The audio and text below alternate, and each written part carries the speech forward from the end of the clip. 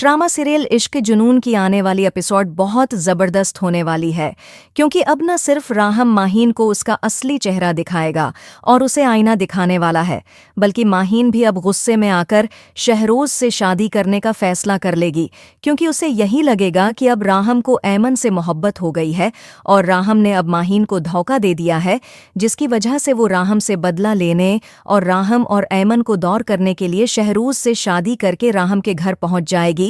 तो अगर अब तक आपने हमारा चैनल सब्सक्राइब नहीं किया तो ज़रूर करें। तो अब जैसे कि राहम को यही लग रहा है कि ऐमन की यादाश्त अभी तक वापस नहीं आई, वरना वो शहरोज़ की सच्चाई सबके सामने खोल देती, लेकिन उसे इस बात का पता ही नहीं है कि ऐमन की यादाश्त तो काफ़ी अरसा पहले ही वापस आ गई थी।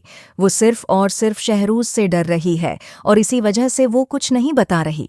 जहां अब राहम ने न सिर्फ समर का इलाज करवाने का फैसला कर लिया है, बल्कि अब वो ऐमन के साथ अपना रिश्ता अच्छा करने की भी कोशिश कर रहा है।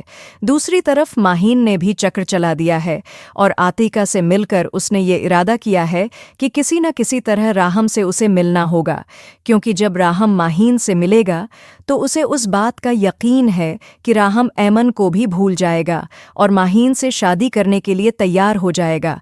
इसी वजह से उसने आतिका के साथ प्लानिंग की है और आतिका से ये कहा है कि तुम राहम को फ़ोन करके कहो कि आपका बहुत ज़रूरी काम है ऑफिस में और बहुत ही ज़्यादा ज़रूरी मीटिंग आ गई है जिसमें आपका होना बहुत ज़रूरी है। और फिर जैसे ही राहम भागता हुआ ऑफिस आएगा तो माहीन वहाँ पर राहम से मिलकर उससे अपने रिश्ते के बारे में डिस्कशंस करेगी, जहाँ फिर आतिका भी माहीन के कहने पर राहम को फ़ोन करेगी और उनसे कहेगी कि आपको बहुत ज़रूरी काम के लिए ऑफिस आना पड़ेगा, क्योंकि ये मीटिंग अगर आप इग्नोर करेंगे तो आपके हाथ से प्रोजेक्ट निकल जाएगा, जिसकी वजह से राहम भी ऑफिस आने के लिए तैयार हो जाएगा और अपने साथ साथ ऐमन को भी ऑफिस ले आएगा। राहिम ऐमन को लेकर उस जगह पहुंचा जहां वो कभी काम किया करती थी। जैसे ही ऐमन ने सामने एक शानदार और वेसिया व अरीज होटल देखा, उसकी आंखें हैरत और खुशी से चमक उठें। वो बेयकीनी के आलम में बोली, क्या मैं वाकई यहाँ काम करती थी, इतने बड़े होटल में? राहम मुस्कुराते हुए बोला, हाँ, इस वक्त तुम यहाँ वेट्रेस थीं, लेकिन अब तुम इस होटल की मालिक हो। ये सारा का सारा तुम्हारा है ऐमन, अब तुम जो चाहो यहाँ कर सकती हो।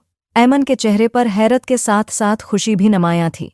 राहम ने उसकी जानिब देखते हुए कहा, मेरे ख्याल में तुम्हें दोबारा ऑफिस ज्वाइन कर लेना चाहिए और होटल की मैनेजमेंट संभालनी चाहिए, क्योंकि अब इस जगह को तुम्हारी बहुत ज़रूरत है।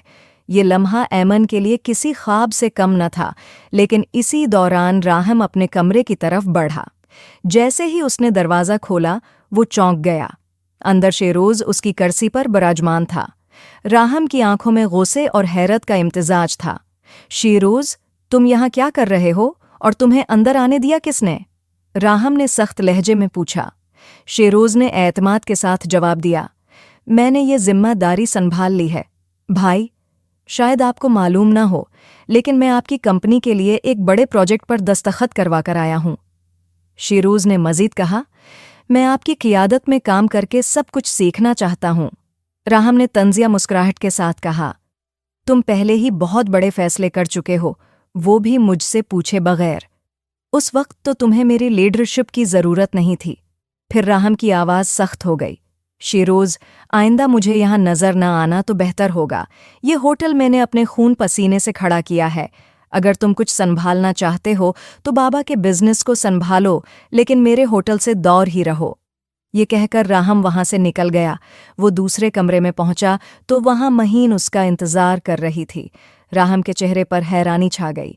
तुम यहाँ क्या लेने आई हो? उसने हैरत से पूछा। महीन की आंखों में संजीदगी थी।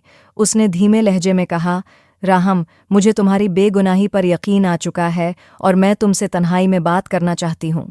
जैसे ही ऐमन ये सब सुनकर वहाँ से जाने के लिए मुड़ी, राहम ने फौरन उसका हाथ थाम लिया। उसकी गिरफ्त मजबूत थी, जैसे वो चाहता हो कि वक्त यहीं थम जाए। उसने गहरी नज़रों से महीन की तरफ देखा और ठहरे हुए लहजे में बोला, ये मेरी बीवी है महीन, और जो भी बात करनी है तुम उसके सामने कर सकती हो। मैंने अब ऐमन का हाथ पकड़ लिया है और मुझे उससे मोहब्बत हो चुकी है, और मोहब्बत में एक बार हाथ थाम लिया जाए ना तो फिर हाथ कट तो सकता है मगर छोड़ा नहीं जा सकता। इसलिए बेहतर यही होगा कि तुम जो कहना चाहती हो वो ऐमन के सामने कहो। ऐमन ने राहम की जानिब देखा। उसकी आंखों में खामोशी के कई राज पोशीदा थे। वो हल्की मुस्कुराहट के साथ बोली, कोई बात नहीं राहम, मैं कुछ देर बाहर का मंजर देखकर आती हूँ, आप महीन से बात कर लें। ये कहकर वो वहां से निकल गई, लेकिन उसके दिल में कई सवालात गर्दिश कर रहे थे। जैसे ही ऐमन दरवाजे के पार हुई, महीन ने एक गहरी सांस ली और फिर तल्खी से बोली, औन राहम, तुम बहुत बड़ी गलती कर रहे हो। जब तुम जानते हो कि ये ज़बरदस्ती का रिश्ता है तो उसे मोहब्बत में बदलने की कोशिश क्यों कर रहे हो? तुम्हारी मोहब्बत में थी तो अब कैसे किसी और से मोहब्बत कर सकते हो? उसे छोड़ दो राहिम। राहम के चेहरे पर एक सख्त मुस्कुराहट भरी। वो कुदरे आगे बढ़ा और भरपूर यकीन के साथ बोला, रन, क्या तुम्हें अंदाज़ा भी है कि तुम क्या कह रही हो? मैं ऐमन को कैसे छोड़ दूं? उसकी पूरी जिंदगी अब मुझसे जुड़ चुकी है और मैं उसे कभी तन्हा नहीं छोड़ सकता। महीन की आंखों में आंसू चमकने लगे। उसने बेबसी से कहा, उसका कुछ भी नहीं बिगड़ेगा राहम, कोई नुकसान नहीं होगा, क्योंकि उसकी तो पहले भी मंगनी हो चुकी थी और अब भी वो उसी शख्स से शादी कर सकती है। लेकिन मेरी जिंदगी बर्बाद हो जाएगी। क्या तुम्हें मेरी परवाह नहीं? राहम की बर्दाश्त की हद खत्म हो चुकी थी। उसने गुस्से और बेजारी के मिलने जले जज्बात के साथ कहा, बिकवास बंद करो महीन। शादी कोई मजाक नहीं कि जब चाहा कर ली और जब चाहा तोड़ दी।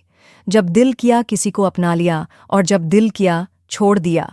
मैं ऐसा खेल कभी नहीं खेलूंगा। फिर उसने एक लम्हे के लिए महीन को गौर से देखा और नरम मगर दोटूक लहजे में बोला, अगर तुम शादी से पहले मेरे पास आती तो शायद मैं तुमसे शादी कर लेता, मगर अब ये मुमकिन नहीं। मैं ऐमन को कभी नहीं छोड़ सकता। जो करना है तुम कर लो, लेकिन मैं तुम्हें यही कहूंगा कि तुम भी अपनी जिंदगी में आगे बढ़ो। कोई अच्छा सा शख्स देखो और शादी कर लो, क्योंकि मैं अपनी जिंदगी में आगे बढ़ चुका हूं। हमारी मोहब्बत तो उसी दिन खत्म हो गई थी जिस दिन मैंने ऐमन से निकाह किया था। ये कहकर राहम ने दरवाज़ा खोला और एक तरफ हटकर खड़ा हो गया। उसके इशारे को समझते हुए महीन ने बेबसी से उसे देखा, मगर फिर खामोशी से वहां से चली गई। राहम ने एक गहरी सांस ली, नजरें झुकाकर कुछ लम्हे खड़ा रहा, फिर दरवाज़ा बंद कर दिया। जहां अब मुझे यही लग रहा है कि महीन को राहम की बातें सुनकर काफ़ी ज़्यादा गुस्सा आने वाला है और शहरोज़ भी वहां छपकर इन दोनों की बातें सुन लेगा। जहां उसे भी मौका मिल जाएगा राहम से बदला लेने का, और वो भी यही प्लान कर रहा है कि महीन इसकी ज़िंदगी में आ जाए और वो दोनों मिलकर राहम और ऐमन को अलविदा कर दें। जहां दूसरी तरफ ऐमन की भप्पू भी अपने बेटे से मिलने जेल पहुंच जाएगी। जहां अब ऐमन का एक्स मंगेतर काफ़ी ज़्यादा तड़प रहा है कि ऐमन की शादी हो चुकी है, और तब वो अपनी माँ से कहेगा कि मुझे ऐमन से बहुत मोहब्बत है, मैं तो इससे शादी करना चाहता था, मुझे तो आज भी उससे इतनी ही मोहब्बत है, पर मैं क्या करूं, अब मैं यहां से निकल नहीं सकता और अब उसने शादी कर ली है। मैं तो उसके लिए यहां पर पहुंचा था क्योंकि मैं चाहता था कि बहुत सारा पैसा कमा लूं, जिसके बाद हम तीनों मिलकर ईश से जिंदगी गुजारें। जहां मुझे तो यही लग रहा है कि अब जैसे ही ऐमन का एक्स मंगेतर भी बाहर निकलेगा तो ये भी ऐमन से बदला लेने के लिए खड़ा हो जाएगा।